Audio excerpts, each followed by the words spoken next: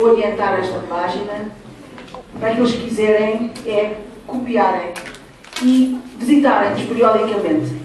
Podem lá consultar as nossas palestras. Para a semana lá estarão todas as palestras das jornadas e podem ir vendo os nossos programas. Semanalmente vamos apresentando o nome do palestrante, o nome da palestra.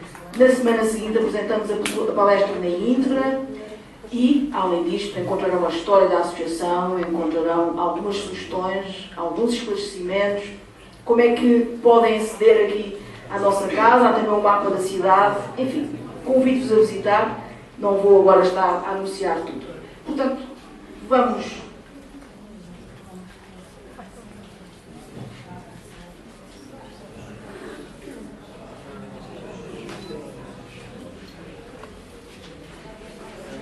avançar então para a parte final das nossas jornadas e, como vimos durante a tarde e durante a manhã, nós estamos em evolução, somos espíritos em evolução.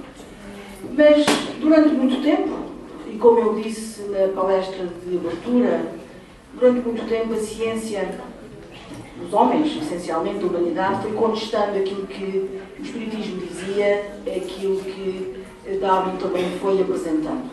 Hoje já há muitas verdades que estão confirmadas. É essa confirmação de algumas verdades pela ciência, daquilo que foi dito, que eu vos queria apresentar e partilhar convosco.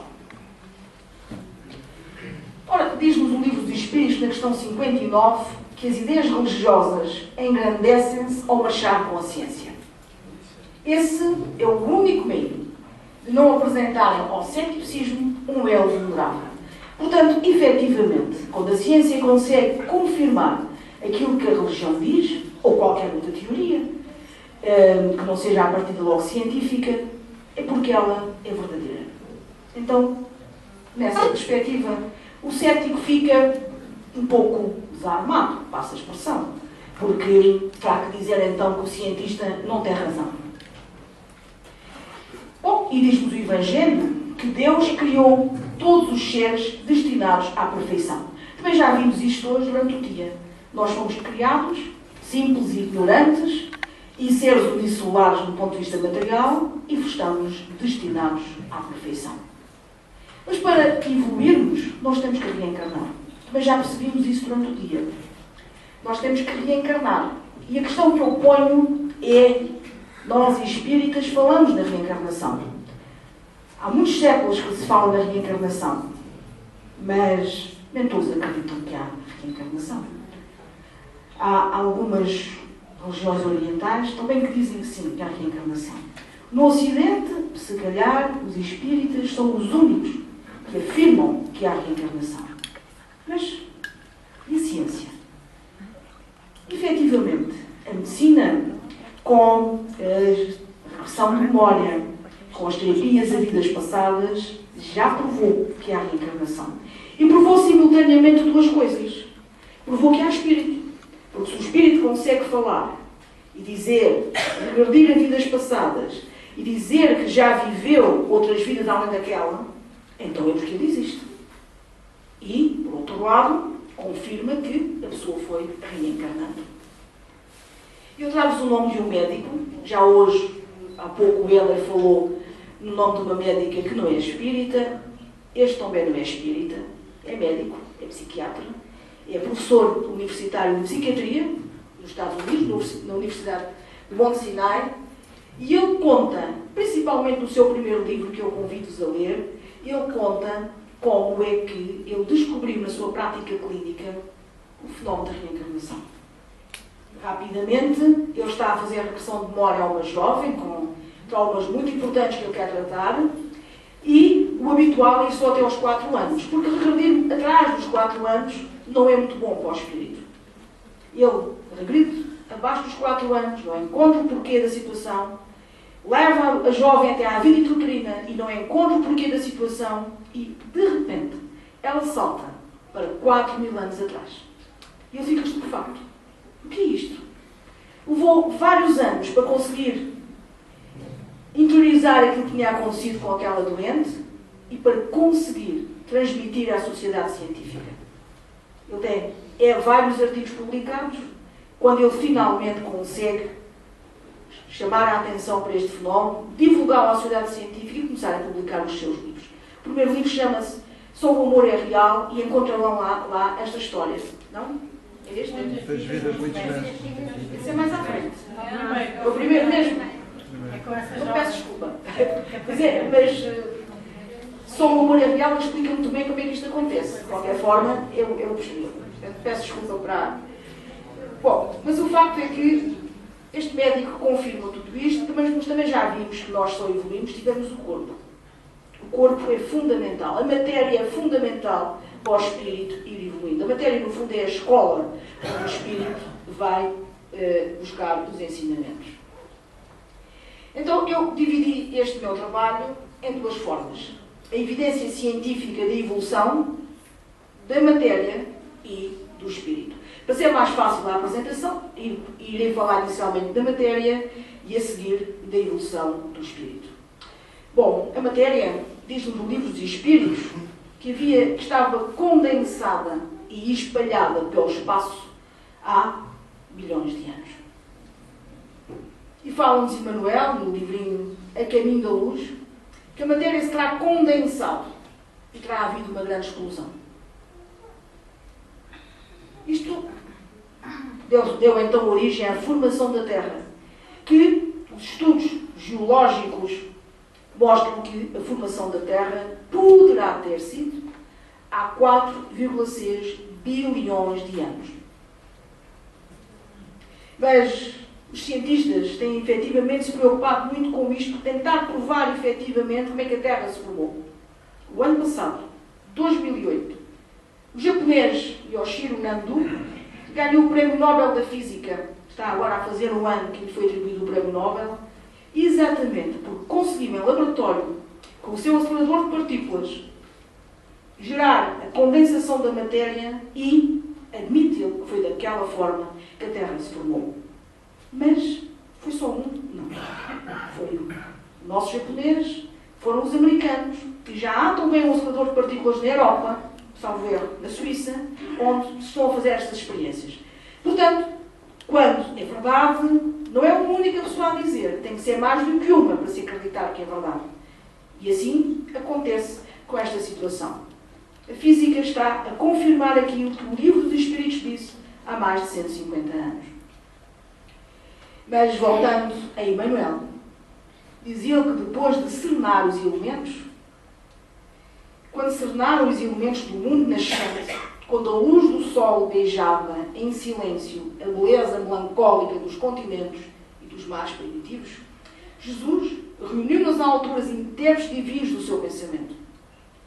Visse então descer sobre a terra, das amplidões dos espaços ilimitados, uma nuvem de forças cósmicas que envolveu o imenso laboratório em repouso. Daí a algum tempo, podia-se observar a existência do elemento viscoso que cobria toda a Terra. Estavam dados os primeiros passos no caminho da vida organizada. Isto diz-nos Emmanuel. Este livro foi escrito pelo Franciscano Xavier em 1938. O nosso japonês, com os seus trabalhos, diz que, com a condensação da matéria, está a criar-se uma substância viscosa, que deve ser realmente o início da vida. O início da vida, diz-nos Emmanuel, mas agora no Consolador, é o protoplasma. Ainda hoje há bancos de protoplasma, que é chamado caldo da vida, há bancos de protoplasma no fundo dos oceanos. E Emmanuel diz-nos que o protoplasma, obedecendo ao pensamento divino de Jesus, originando as primeiras agregações moleculares. E a biologia confirma efetivamente que há protoplasma e que este protoplasma se diferencia dando células. Então, bom, quem criou o protoplasma, vamos acreditar, como Emmanuel nos diz, que foi obedecendo ao pensamento de Jesus, quem o criou, mas que efetivamente ele existe, que se diferencia e que dá vida, já a ciência o provou. E o primeiro ser unicelular foram as amebas, depois de uma certa evolução dos protoplasmas. Também isto a biologia tem vindo a confirmar o que nos é dito pelo Livro dos Espíritos e por os livros a seguir à codificação. Progressivamente, após o início da vida, tudo se foi formando até chegar ao homem, como se fosse uma grande árvore que vai dando os seus galhos e que se vai diferenciando. Tudo a partir deste tronco comum. Portanto, todos os seres da vida, da Terra, têm a mesma origem. Isto foi que a teoria da evolução também nos disse. Tudo teve a sua origem no mesmo ser, confirmando aquilo que o Espiritismo tinha dito. Mas o estudo dos fósseis, a paleontologia também confirma isto. E os primeiros fósseis conhecidos têm 2 bilhões de anos, ou seja, há vida na Terra, pelo menos, e confirmado pela ciência, desde há 2 bilhões de anos. E acredita-se que sejam restos de antigas bactérias. Mas, voltando aos livros espíritas, diz-nos Emmanuel que, remontando a essas origens profundas, podias observar o esforço dos espíritos sábios do plano invisível que manipularam a química biológica nos primórdios da vida planetária, estabelecendo a caracterização definitiva dos processos da natureza na fixação das espécies. Prevendo todo o mecanismo da evolução no futuro, entregando o trabalho às leis da seleção natural. 1938, Emmanuel confirma que as leis da seleção natural é que nos foram fazendo evoluir e confirma aquilo, portanto, que Darwin terá dito. Sob a égide de Jesus, prosseguiram no aperfeiçoamento da obra terrestre através do tempo. Bom, da ameba aos homens que hoje povoam a Terra, com várias características que alguns dizem que são raças. É isto que a teoria de evolução nos diz, que de um ser unicelular fomos evoluindo e demos os seres que estão hoje como os seres mais evoluídos da criação. Mas a genética também o confirma efetivamente, que o homem terá vindo a evoluir de outros seres através do tempo. E este homem, Theodosius Dobzhansky, espero já dizer corretamente o nome, uniu o campo da genética com o darwinismo. Porque nos primeiros anos do século XX, depois de Darwin ter apresentado a sua teoria e ter dito que se davam mutações e que o corpo se ia mudando e, portanto, adaptando-se ou sofrendo a influência do meio, quando surge a genética, quando havia mutações, nasciam monstruozinhos, nasciam homens deficientes, nasciam animais com 2 cabeças, gatos com 6 patas. E então as pessoas interrogavam-se, então se foi assim que o homem evoluiu, não pode ser. E é este homem que faz esta ligação. Ele liga o campo da genética com a teoria de Darwin e prova que o sucesso da mutação vai depender do ambiente onde o indivíduo vai viver. E disse também que não havia só mutações más, havia também mutações boas e que faziam o ser evoluir. Mas este Ernest Mayr, este homem, reparem que a sua vida foi longa, viveu 100 anos, ele mostrou como é que funcionava a seleção natural. Nós vimos isto hoje de manhã, quando a Catarina falava dos bicos, dos papagaios e dos pássaros, nas várias ilhas do arquipélago Galápagos. Os ambientes isolados colocam pressões evolucionárias diferentes sobre a mesma espécie, que vai mudando em diferentes direções até derivar totalmente do original. E este homem, foi outro neodarwinista, George Simpson, ele fala da paleontologia, que também já existia, mas ele descobriu a evolução dos cavalos. Ele mostrou os fósseis de cavalos que foram evoluindo dos cavalos primitivos até aos atuais. Então a paleontologia vai-nos mostrando a todos nós como é que as coisas vão evoluindo. Vocês podem dizer, a genética também mostra, mas a genética mostra em laboratório. Nós temos que acreditar naquilo que eles dizem. E acreditamos porque são cientistas. Mas aqui não. Aqui vê-se exatamente como é que as coisas se passaram. Bom, e nós vamos evoluindo e temos aqui um animal pré-histórico. Todos conhecem que é um dinossauro. E temos aqui uma ema, também já vimos de manhã, uma ema que a Catarina mostrou. A genética mostra que estes 2 animais têm relação com o outro. A A ema e as avestruzes são aves que não voam, pesadas e agressivas.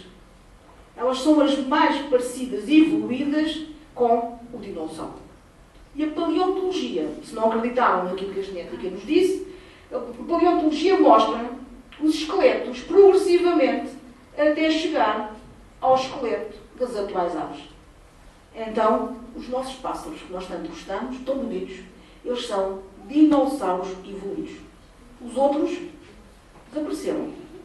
Estes são a evolução dos dinossauros há milhões de anos na Terra. E os mamíferos? Bom, os mamíferos, também nos diz a teoria da seleção natural, que evoluíram todos de um rato. Aparentemente, o elo de ligação era um animal primitivo com o aspecto de um rato. E a genética confirma efetivamente isto. Há ligação com todos estes animais. Mas eles são todos mamíferos de 4 patas, enfim, o morcego não, mas os outros, que estão na Terra. Então, e os cetáceos? E a baleia? Ou aqui o lobo marinho? Será que também evoluíram daquele rato? Temos aqui a baleia, ninguém tem dúvidas. E o hipopótamo. O hipopótamo é um anfíbio, tem 4 patas. Este vocês acreditarão que evoluiu do rato. Mas a ciência mostra, a genética mostra, que estes animais são primos em primeiro lugar. É a genética que nos mostra. Eles estão tido um ancestral comum, um mamífero de 4 patas, que viveu há 40 milhões de anos e que se extinguiu na Era do Gelo. E as nossas baleias, os nossos golfinhos tão bonitos hoje, foram assim. Eles adaptaram-se ao mar.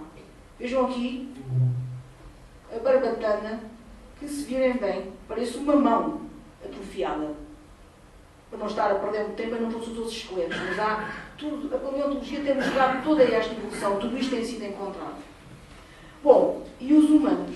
Eu pus os fundos lindíssimos e os fundos ali estão todos em verde, horrorosos. Bom, e os humanos? Os humanos, a genética mostra que somos 98% igual aos ratinhos. Ao ratinho, aquele animal que nós não ligamos nenhuma. Até somos capazes de pôr um pé em cima. Somos 98%.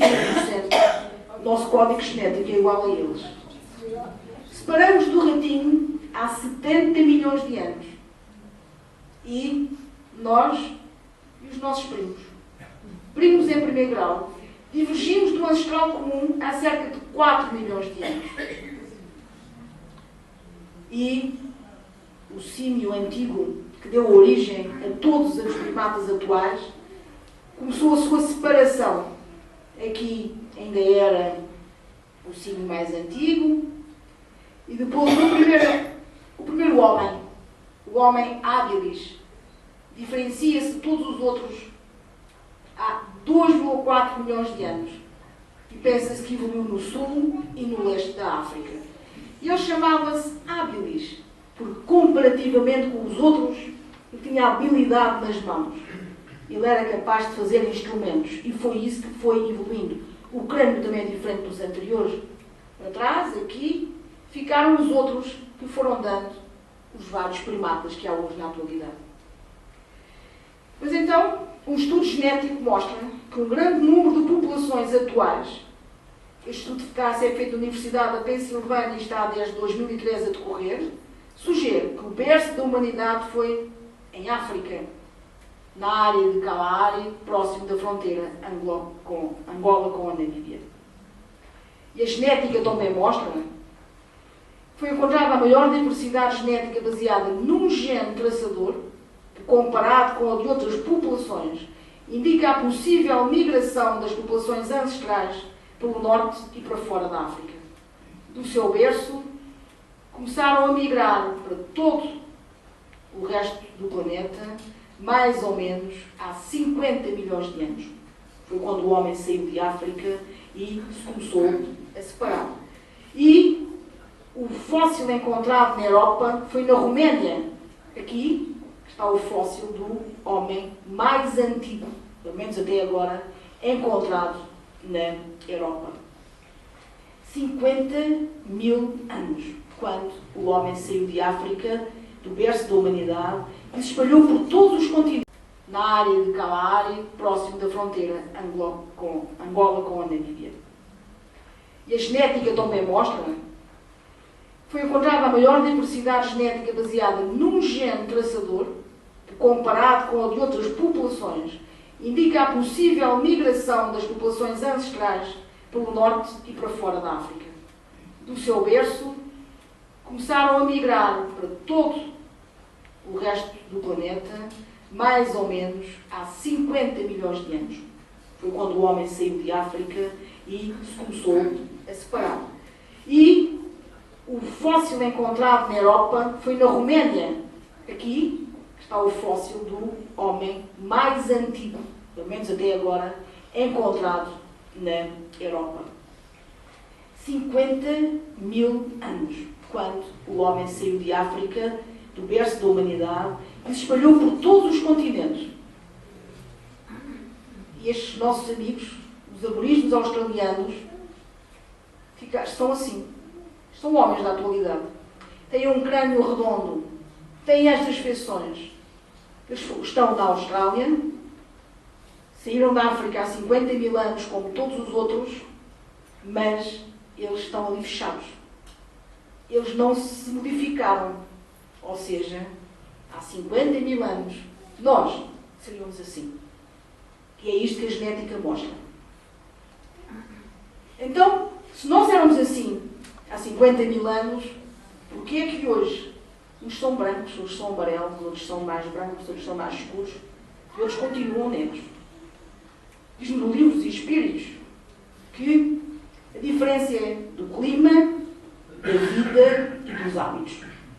Isto foi escrito por Kardec, ditado pelos Espíritos. E a seleção natural, Darwin, diz que nós, efetivamente, evoluímos todos lá atrás de um ser que deu origem aos outros primatas, lá atrás. E a genética confirma isto, do homem habilis até hoje, às raças todas. Então, a ciência, a genética, confirma que as diferenças se devem ao clima, à vida e aos hábitos. Nos confirmou isto há muito pouco tempo. E confirmou de tal maneira que temos hoje a certeza que não há raças, que somos todos iguais. E de tal forma que a medicina, quando nós temos que nos referir a alguém de raça branca, como se dizia antigamente, dizemos que ele é um leucodérmico, tem a derme branca. E o negro é um melanodérmico. Porquê? Porque tem mais melanina do que nós. Só é a única diferença. E tem mais melanina na pele do que nós para se defender do clima que existe em África. Ou seja, nós fomos branqueando porque saímos daquelas condições.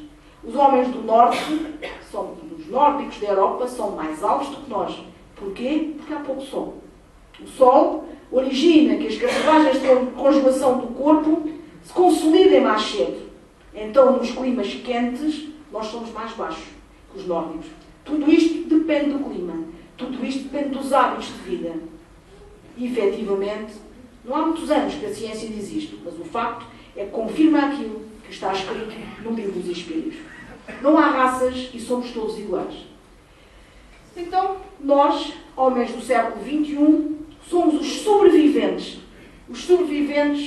do homem habilis. Chegamos até hoje porque somos os mais resistentes e fomos adquirindo mutações.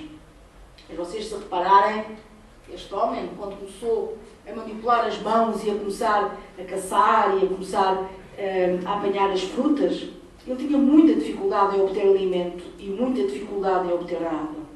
Para conseguir sobreviver, estes homens sofreram mutações no sentido de armazenar gordura, no sentido de armazenar água no seu organismo. Hoje, nos países civilizados, nós temos as doenças da civilização.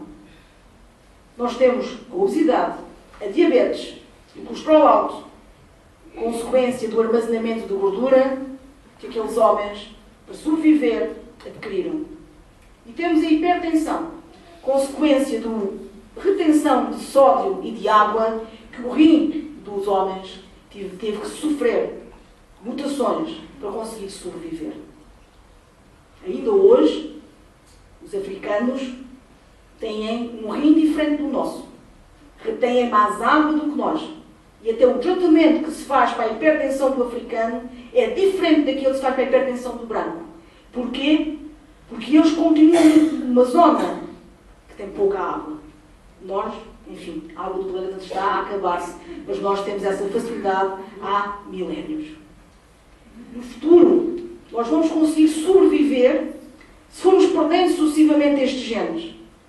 Vamos conseguir sobreviver com dieta e com exercício. Só assim é que iremos ao longo dos anos nos adaptando novamente a este ambiente para não morrermos das chamadas doenças da civilização, que são o síndrome metabólico e a hipertensão. Bom, vimos a evolução do corpo, chegamos ao século XXI, doentes, mas acabamos de conseguir ultrapassar essa situação e vamos ver a evolução do espírito. Diz-nos o livro dos Espíritos, na questão 79, que os espíritos são a individualização do princípio inteligente, que hoje se falava de manhã, como os corpos são a individualização do princípio material. E, bom, o mineral é atração, o vegetal é sensação, o animal é instinto, o homem é razão e o anjo é divindade. E nós vamos passando por estes planos evolutivos. A trajetória evolutiva, nós vamos ganhando sensações, instinto, inteligência, razão e havemos de chegar à angelitude. E reparem que esta seta está inclinada e tem uma única direção. Tem duas razões de ser. Uma delas é que tudo é lento. Nada se opera bruscamente. Tudo é progressivo. Nós poderemos levar séculos num destes planos. Depois saltarmos para o outro, mas não saltamos bruscamente, saltamos lentamente. Por outro lado, a seta tem uma única direção, porque isto não volta para trás. Nós não podemos, quando já tivermos atingido a razão, voltar a ser animais. Isso hoje de manhã também, durante a tarde, foi bem falado. Nós não voltamos atrás. Os graus evolutivos são sucessivos. Não há regressão. Bom, no reino mineral, o mineral é atração. A essência espiritual sofre sucessivas materializações. O mineral atrai. Mas os cristais são formas organizadas da matéria. Se vocês derem uma pancada no cristal, ele parte-se. Mas parte-se segundo certos planos, porque ele está organizado, tem planos de clivagem. E diz-nos Emmanuel que nos movimentos brownianos há fenómenos rudimentares de vida a caminho dos princípios anímicos. Consolador, anos 40 do século XX, Emmanuel dizia isto. Hoje, finais do século XX, a física quântica diz que o cristal é quase um ser vivente. Que o comportamento das partículas interatómicas revela a vida incipiente. Então a física quântica, no final do século XX, confirma aquilo que os livros espíritas disseram na década de 40. E o reino vegetal? Bom, o vegetal é a sensação, mas não tem consciência de si nem sofrimento. Aqueles que estudam a botânica sabem que o vegetal tem um aparelho circulatório rudimentar. Há quem diga que tem um aparelho nervoso, enfim, o sistema nervoso também é rudimentar. Se dermos música clássica a uma planta, ela desenvolve-se. Se dermos uma planta exatamente igual e não lhe dermos música, ou não falarmos com ela, ou não a tratarmos bem, a planta estaciona, ou então até morre. Isto prova que, efetivamente, eles não sofrem, mas têm sensação. E aí, o princípio inteligente vai ganhando a sensação. Mas nada se opera bruscamente, não se esqueçam disso. Do reino vegetal ao reino animal, há também um intermédio, exatamente como no outro reino havia o cristal. Aqui, falam-nos o livro dos Espíritos em plantas carnívoras. São plantas, limitei-me a tirar da internet as fotografias das plantas que o livro dos Espíritos dizia o nome. São plantas carnívoras que têm a capacidade, apesar de não se deslocarem, de procurar o seu alimento. Elas lançam estes tentáculos e apanham as borboletas. Apresentou o seu trabalho à comunidade científica e ganhou o prémio da Academia Americana de Neurociências de 2008. Mas, voltando à doutrina espírita, diz-nos André Luiz, os animais superiores falta-lhes a continuidade do pensamento. E, para adquirir a continuidade do pensamento, que é quando damos um salto, ou quando o princípio inteligente dá um salto para o reino nominal, com a supervisão celeste, o princípio inteligente gastou desde os vírus e as bactérias, das primeiras horas do protoplasma na Terra, mais ou menos 15 milhões de séculos. A fim de que pudesse, como ser pensante, embora em fase embrionária da razão, lançar as suas primeiras emissões de pensamento contínuo para os espaços cósmicos. Evolução em 2 mundos. Já hoje foi aqui falado. Não é um livro fácil, mas é um livro muito, muito importante. E, quando o pensamento se torna contínuo, aí temos o reino nominal. Mas, o reino nominal, a primeira reencarnação humana, não será na Terra, diz-nos Emmanuel. A Terra não é o ponto de partida da primeira encarnação humana. Começa em mundos inferiores à Terra. Ou seja, quando o animal consegue emitir o pensamento contínuo para o espaço, não vai logo para a Terra. Vai para mundos primitivos, para planetas primitivos. Portanto, a racionalidade vai soprando lentamente. Diz a questão 609. Nada se opera bruscamente e a racionalidade vai-se adquirindo. De tal forma que o espírito, como é lento, vai levando, conserva durante algumas gerações traços pré-humanos, vestígios mais ou menos pronunciados do estado primitivo. Conserva o corpo e as paixões. De não estar suficientemente evoluído. De ter alguma coisa do passado. Tem que ter o corpo, mas tem também esta parte que mostra que ainda não é um ser completamente evoluído. Mas temos consciência dos nossos atos. Temos o livre-arbítrio. Temos a responsabilidade. Temos inteligência independente. Temos o raciocínio e temos a vida moral. E é o aperfeiçoamento da vida moral que nos vai fazendo evoluir. O espírito adquire perfeita consciência de si mesmo e então a progressão é mais rápida. Questão 609. Aí sim, a progressão torna-se rápida quando a moralidade progride. Então, diz-nos a questão 601, nessa altura, o espírito está em condições de saltar para mundos superiores. Mundos superiores. Falamos há pouco em mundos primitivos. Hoje falou-se aqui muito em Capela. É um mundo superior avançado, 25 mil anos. Fala-nos Emmanuel em planetas primitivos, planetas de expiação e provas, que é o estado em que a Terra está, mundos superiores já de regeneração e outros tantos, muito mais evoluídos. A pluralidade dos mundos habitados é também uma das máximas da doutrina espírita, que acredita que há mais do que um mundo habitado. Não é só a Terra, que é o único planeta habitado no universo. Há outros. Há muitas moradas na casa do meu Pai, terá dito Jesus. Há muitos planos na casa do meu Pai. Onde é que estão estas moradas? Onde é que são estes planos? São planos evolutivos. São planos que podem estar em qualquer parte do universo, conforme o nosso grau de evolução.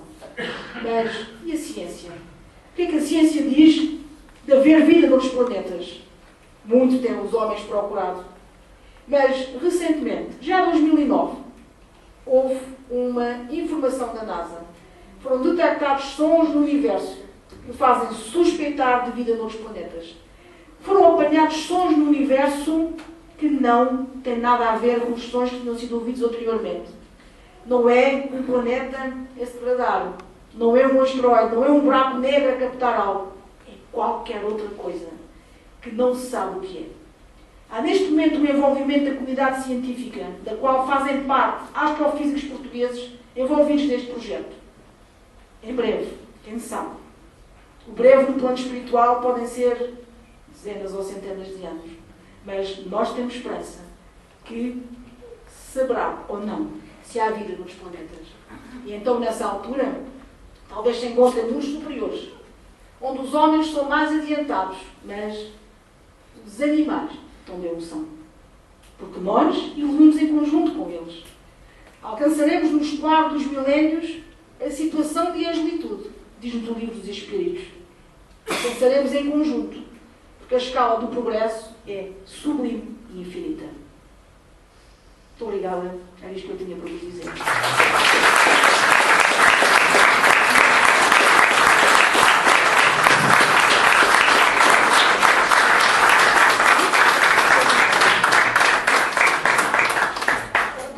Não sei se querem fazer alguma pergunta dentro das minhas fracas capacidades de resposta.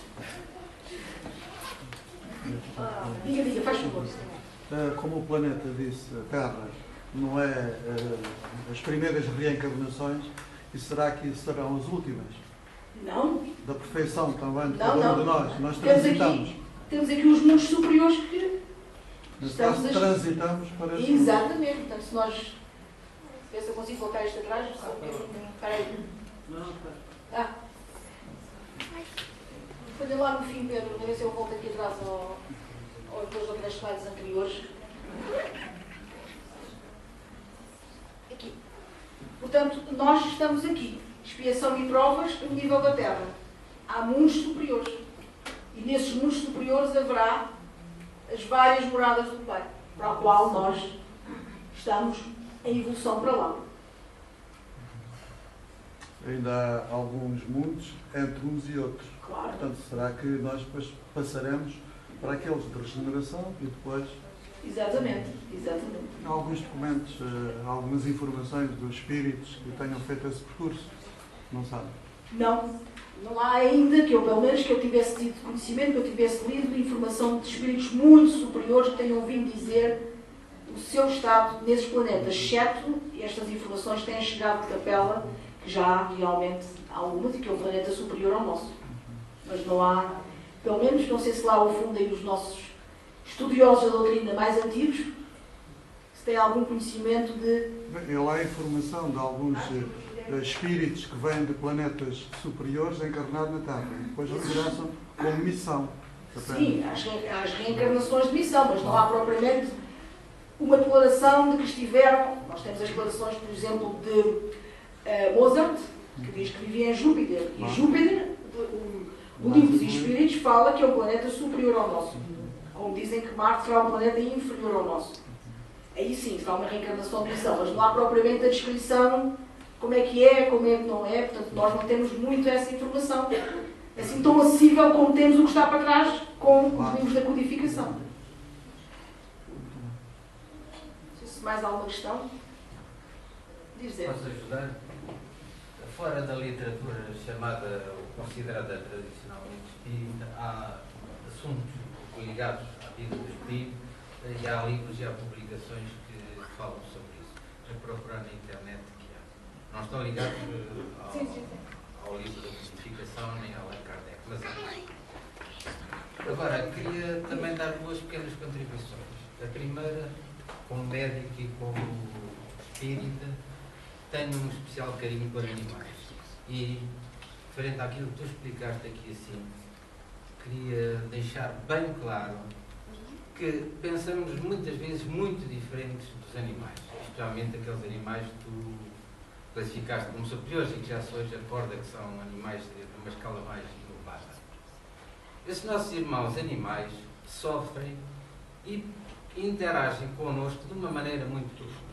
E deve ser uma preocupação nossa interagir com eles da forma correta, com justiça, com caridade, e não os abandonar e não fazer outras coisas como submetê-los a experiências de laboratório em que se matam, em que são dissecados vivos e outras coisas deste tipo.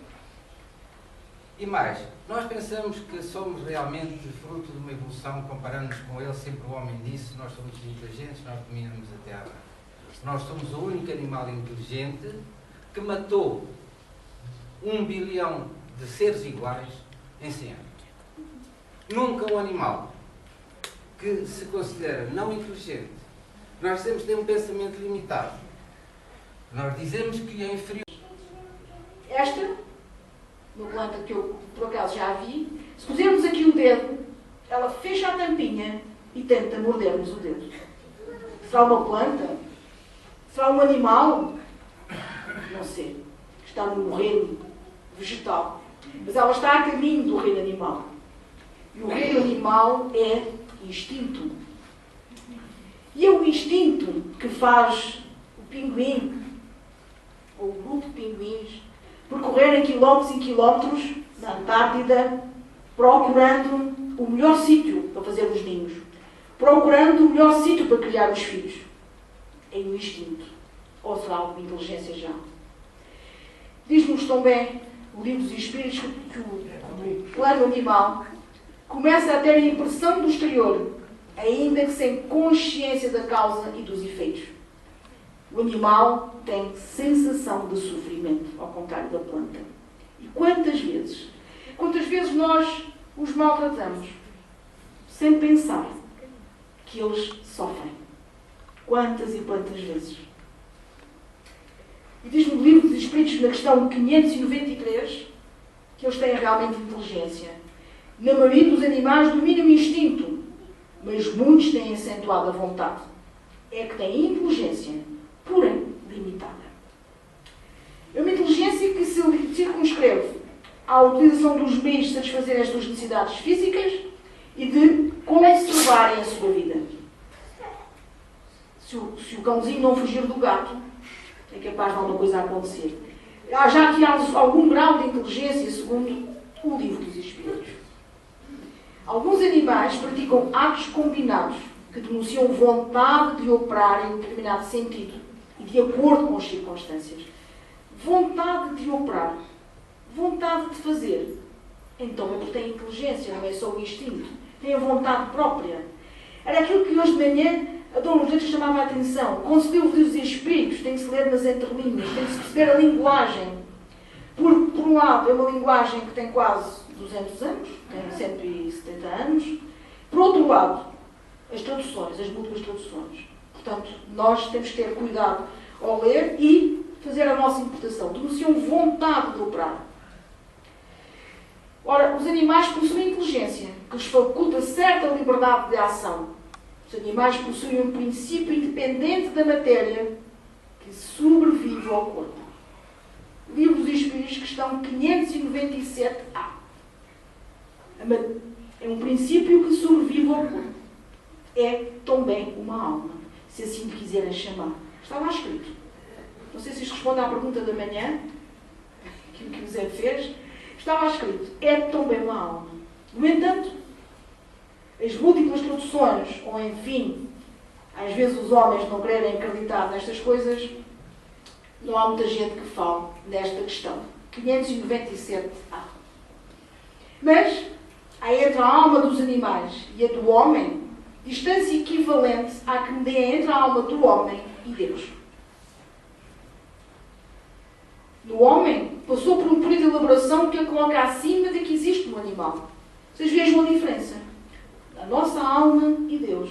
Onde é que está Deus? Tão longe de nós. O que é que nós somos? Olhamos para cima e ficamos a pensar quantos e quantos e quantos anos-luz de distância é o que se passa com os animais e nós. Há uma grande diferença, mas eles têm uma alma, têm um princípio inteligente, se vai individualizando. O espírito passa à primeira fase do desenvolvimento de uma série de existências que precedem o período chamado de humanidade. Estão 607. Nos seres inferiores, cuja totalidade estás longe de conhecer, é que o princípio inteligente se elabora, se individualiza pouco a pouco e se ensaia para a vida.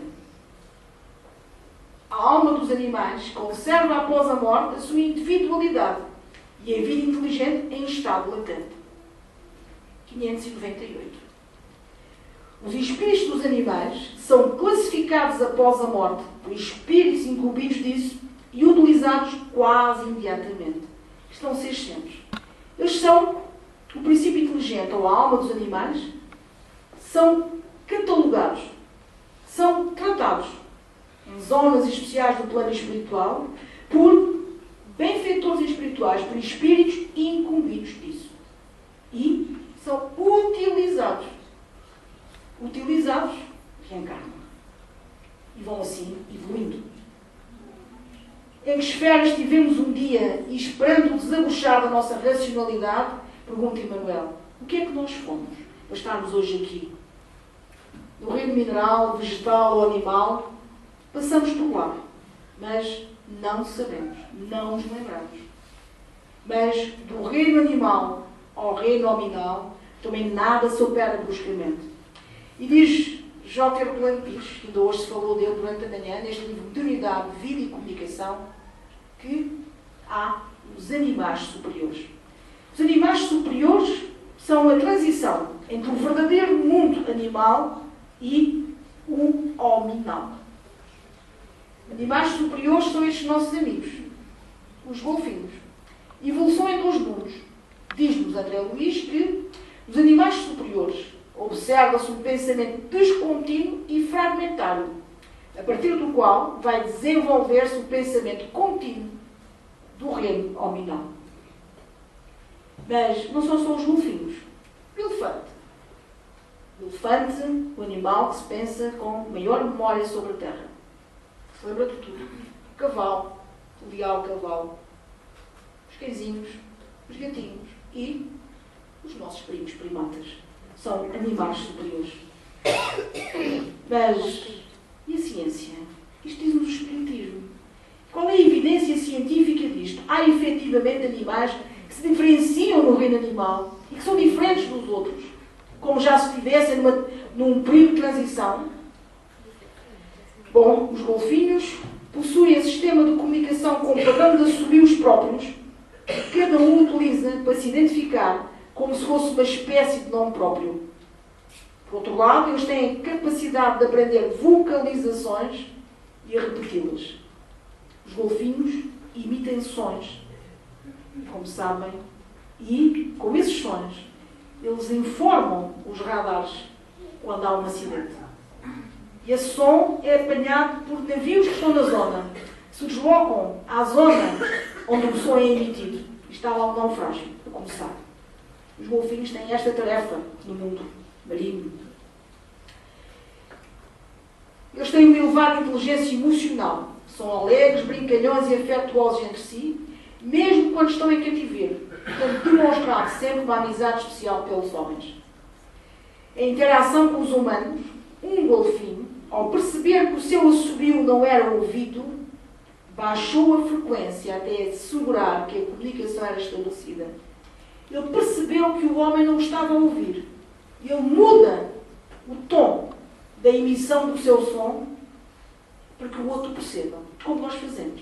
Aumentamos a voz, diminuímos a voz, para que as pessoas nos possam ouvir. E os nossos amigos primatas. Chimpanzés e gorilas são capazes de comunicar com os homens usando a linguagem de sinais para surdos-mudos. São estudos feitos na Universidade de Nevada, nos Estados Unidos. Eles são capazes de articular frases gramaticalmente corretas e expressar sentimentos como a solidariedade, a raiva, a compaixão, o ciúme, a inveja e o humor. Além da habilidade de aprender demonstrada pelos animais, o mais importante foi confirmar a sua capacidade de transmitir informações, não é exclusiva dos seres humanos. Eles aprendem e um grupo deles aprende nas aulas que lhes é dada dentro da universidade e depois estão postos na comunidade com os seus filhos. E eles ensinam aos filhos. Na relação com os filhos e com os outros membros do grupo, a mãe ensina a linguagem humana que aprendeu, comprovando a sua capacidade de reproduzir informações.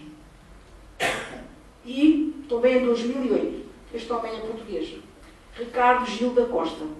Este homem tem feito investigação nesta área e provou que a linguagem dos macacos é idêntica à dos homens.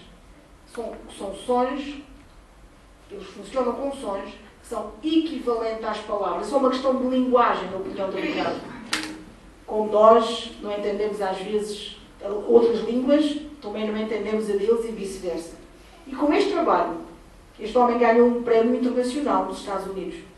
Não ficou, assim, com alguma ideia meio louca aqui no cantinho de Portugal. Se pode tratar como uma coisa. Se pode até matar e abandonar e, se for preciso, mandar exterminar no veterinário. Nunca um animal gostou assim. Nós temos que atentar sobre isto. Nós somos realmente diferentes. Nós temos inteligência. Nós pensamos até que nos diferimos deles por causa da nossa capacidade de síntese, da nossa capacidade de representar ideias. E pensamos que eles não. Há pouco tempo, meus irmãos, descobriu-se que um chimpanzé, a gente mostra-lhe numa pequena maquete onde é que vai pôr uma Coca-Cola e ele apercebe-se da ideia e na sala de aula consegue ir buscá-la. Portanto, ele é capaz de sintetizar ideias puramente teóricas como nós. Essa diferença não é assim tão grande. Obrigado. Exatamente. Obrigado por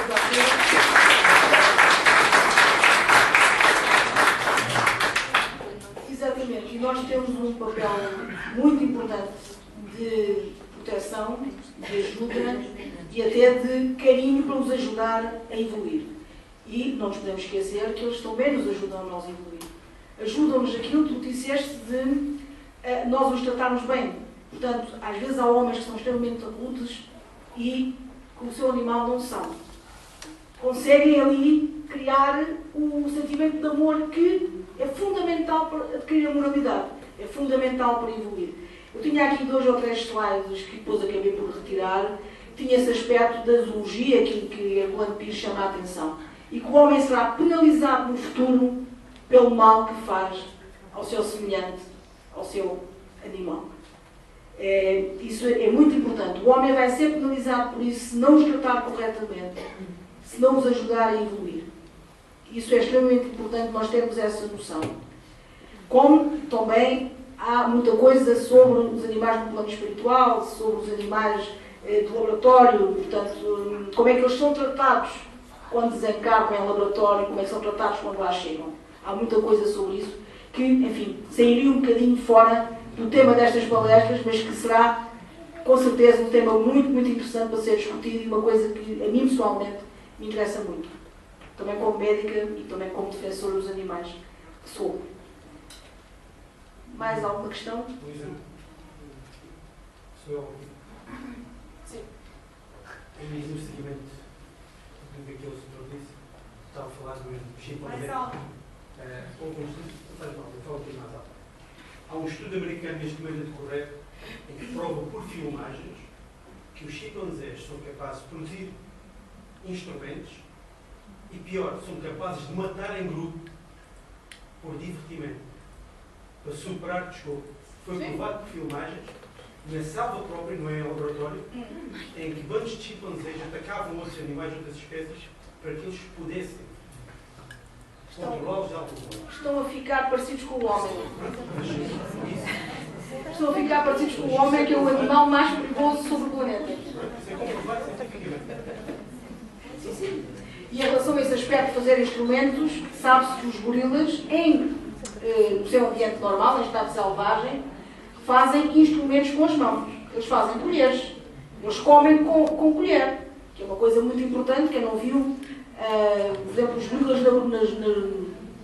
na Bruna. É um filme muito, muito interessante e que vale a pena ver esta evolução e a relação deles em estado selvagem. E este aspecto, eu já disse e repito, está a ficar parecido com o homem, como já disse também, é um dos animais mais perigosos sobre o planeta. Ora, faz favor. Tinha pedido a palavra, não disse. Faz favor. A doutora é vegetariana? Ainda não consigo ser vegetariana, mas custa-me muito animais mais superiores também não consigo nem comer. A minha pergunta é muito diretamente neste momento ainda da evolução da consciência no planeta Terra.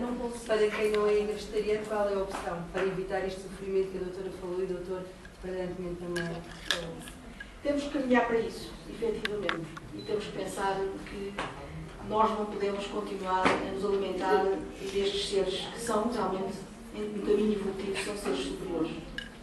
Mas posso lhe dizer que é capaz de passar meses sem ingerir carne. Peixe ainda como.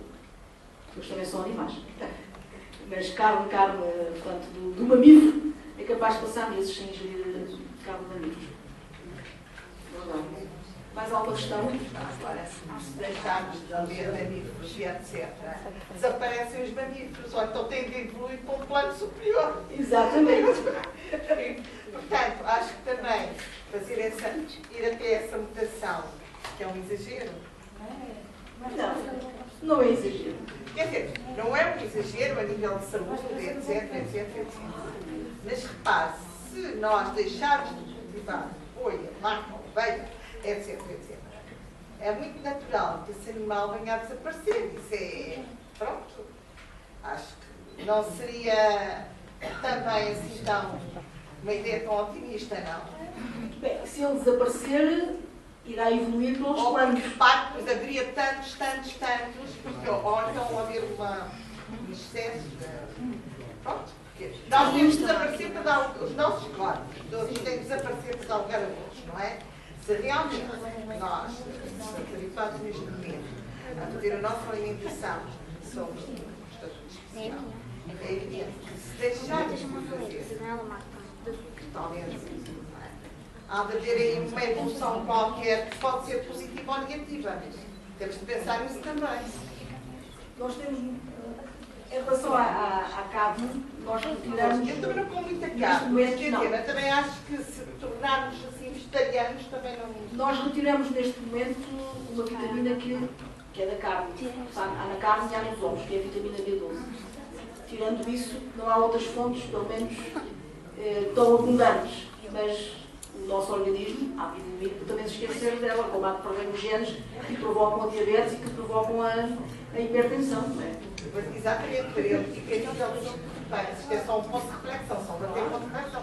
Que é que deixa-se de usar determinada coisa e essa coisa desaparece. E se o facto de havermos desaparecimento total Então é um ponto importante a pensar. somente eu sei, a senhora não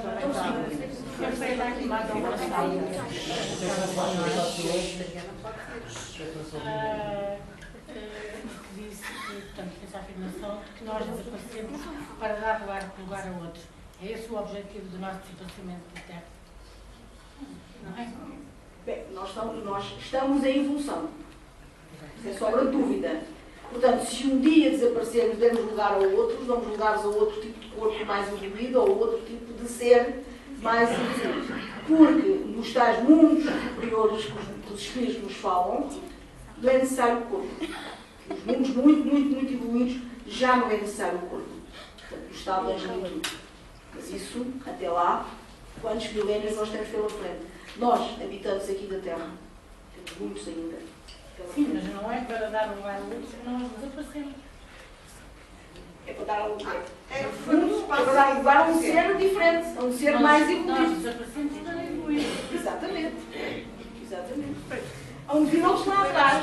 Se não morrêssemos, parece a questão do espaço físico. Não estou a pôr o problema a nível espiritual. Quando pus o problema a nível espaço espiritual. Mais alguma questão aí para o fundo? E mais para a frente? Bom, então, diga, Isabel. Só dar uma chega àquilo que esta senhora falou. Portanto, a quantidade de animais que nós comemos existem em quantidade porque são produzidos em cativeiro a maior parte deles. Se eles passassem apenas a viver na natureza, havia um equilíbrio, portanto ninguém os ia matar, eles aprendiam a sobreviver com outros meios, mas eles só existem em grande quantidade pela reprodução em massa que se faz. Por outro lado, o livro dos Espíritos diz que uma coisa é matar para sobreviver e outra coisa, o que também acontece hoje, é que se matam muitos animais que não é para a nossa sobrevivência.